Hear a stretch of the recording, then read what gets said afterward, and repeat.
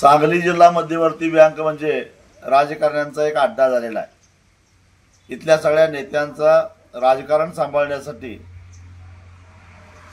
बँकेमध्ये अनेक घोटाळे होतात, भ्रष्टाचार होतात आणि त्याच्यावर सातत्याने पांघरून घातलं जातं। या संदर्भामध्ये शासनाकडे अनेक वेळा मी तक्रारी केल्या आहेत, उदाहरणासहित तक्रारी केल्या आहेत। दुर्दैवानं सरकार सुद्धा याच्याकडे लक्ष द्यायला तयार नाही।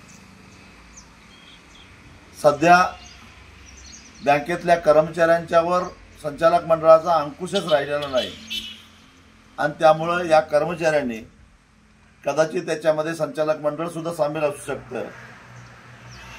2,43,00,000 एवढा सर्वसामान्य जनतेच्या पैशावर दरोडा घातलेला आहे।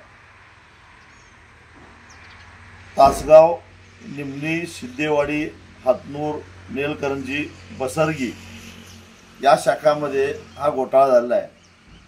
अजून तपासणी केली तर अजून किती शाखांमध्ये अशा प्रकारचा घोटाळा बाहेर येतो हे तपासणी केल्यानंतरच कळेल। शेतकऱ्यांचे दुष्काळाचे भरपाईचे आलेले पैसे, अतिवृष्टीचे पैसे, ठेवीवरचे व्याज आणि डिव्हिडंड या सगळ्या पैशाचे बोगस खाती काढून, बोगस एंट्र्या करून या कर्मचाऱ्यांनी हे पैसे हडप केले। अर्थात त्याला पाठबळ असणारच, राजकीय पाठबळ असणार आणि म्हणून मी शासनाला विनंती केली आहे, मुख्यमंत्र्यांना, उपमुख्यमंत्र्यांना, सहकार सचिवांना, सहकार आयुक्तांना पत्र लिहून विनंती केली आहे की पहिल्यांदा या बँकेवर प्रशासक नेमा आणि सखोल चौकशी करा। एकतर या बँकेचा 31 मार्च 2023चा जो ताळेबंद आहे तोच धादांत खोटा आहे। ॲडजस्टमेंटसाठी केलेला हा ताळेबंद आहे। त्यामुळे याची सखोल चौकशी झाली तर दूध का दूध आणि पाणी का पाणी होऊन जाईल। सर्वसामान्य जनतेला दिलासा देणारी अशी ही बँक आहे। या जिल्ह्याची अर्थवाहिनी आहे।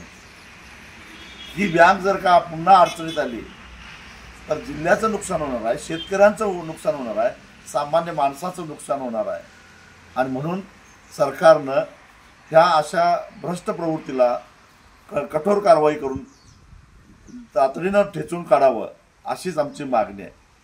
अन्यथा आता आम्हाला रस्त्यावर येण्याशिवाय पर्याय राहिलेला नाही। पहिल्यांदा शासनानं या बँकेवर प्रशासक नेमावा आणि सखोल चौकशी करावी एवढीच आमची मागणी आहे।